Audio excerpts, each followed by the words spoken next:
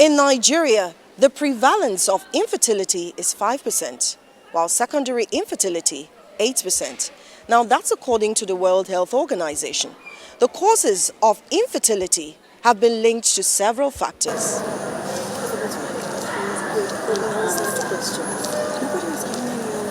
You could have tubal causes, meaning there's a problem with the tube. Either the tube was not formed well, or it's absent, or it's blocked. You know, different things could be wrong with the tube, or the mechanisms of the tube working are faulty. There's also ovarian factor. Something is wrong with the ovaries. Either they're not producing eggs well, or something. Then there's also uterine factor, like the womb itself, where the baby is housed. There's something wrong with it. In Nigeria, more women are embracing modernized ways of bearing children, especially using assisted technology, including paying for human eggs due to infertility issues. Some ladies undergo the process of egg retrieval to help other women, while others get paid to do it. Technically, what IVF does in terms of trying to get the eggs of a woman is mimic what the body does. What we do is we give external hormones. Now, there's something called negative feedback. It's a negative feedback mechanism where you flood the body with hormones that look like what the body produces. Now, when those hormones are at high levels, it sends a signal to the brain, look, we have enough, don't produce anymore. And then it now slows down. Okay, we have enough, so let's not produce more. But because we're giving higher amounts here, do you get? So more eggs are produced. We then do what we call HCG trigger. Now, there's a hormone in the body that makes us ovulate. It's called luteinizing hormone. So it triggers ovulation externally. So we're giving that externally. And within 34 to 36 hours of giving Luteinizing HCG, we then harvest the eggs. Because of that sympathy I have as a fellow woman, I will do it. I will still go for the 1 million. The fertility doctor speaks about how hospitals source for human ovum and that most young ladies who engage in the trading are undergraduates. In recent times, I think it's more of, I've seen lots of word of mouth. Oh, I know somewhere that they accept donors and then people come in. I've also seen people walk in. They just see this is a fertility center and they just walk in. Okay, do people need donors? I've seen that happen. You shouldn't donate more than 5 times in your entire lifetime. For most of the ones I've seen, it's the money. There are a few that have come with maybe their relatives, they want to help out. Most of the donors are university students. Wow. Yes. What am I even using it to do when I'm not married? So I would do it.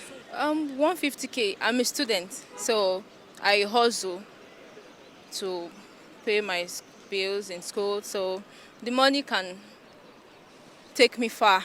Arise News caught up with a legal practitioner who says any human organ, tissue or blood removal done in exchange for money is illegal. Though the National Health Act did not specifically state egg donation, the provision in Section 52 made mention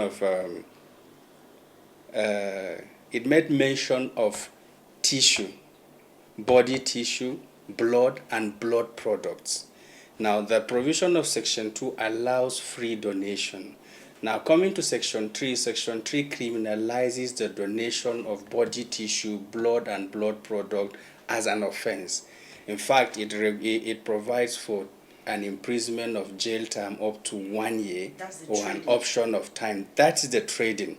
That is what the law forbids. Now, if the law forbids an act, the person who is actively involved, the person abetting and aiding, will also become part of the people perpetrating the offense. So the clinic, the receiver, the donor will all be part of the offenders as long as there is monetary exchange. This is a criminal offense in Nigeria because mostly all of these criminal activities are thriving because of the monetary value involved.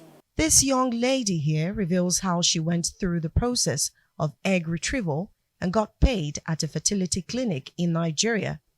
Why did she do it? I heard about it through a friend whose friend was, I think, a medical practitioner of some sort, who had posted it on their WhatsApp status. The range that was paid was, I think, about between 180 and maybe 200, thereabout, yes. But then the person who introduced you to it gets some sort of percentage. Like a commission? Yes, or a commission, yes, basically. Yeah. But I think it wasn't more than 20 or 30,000.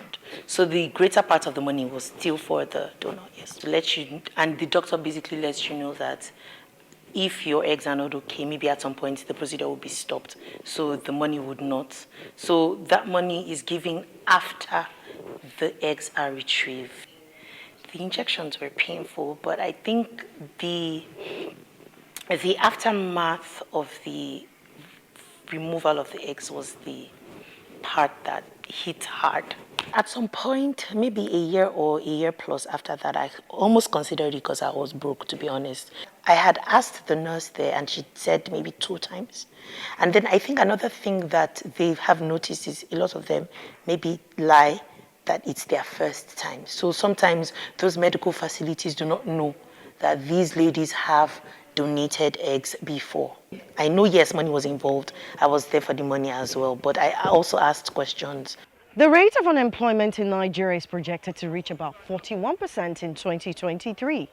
And so the level of poverty in the country has led lots of young girls to adapt to the process of exchanging their eggs for money. Now, Nigeria needs a strong regulatory body to ensure that egg retrieval in the country isn't monetized. Olije Wapera, Arise News.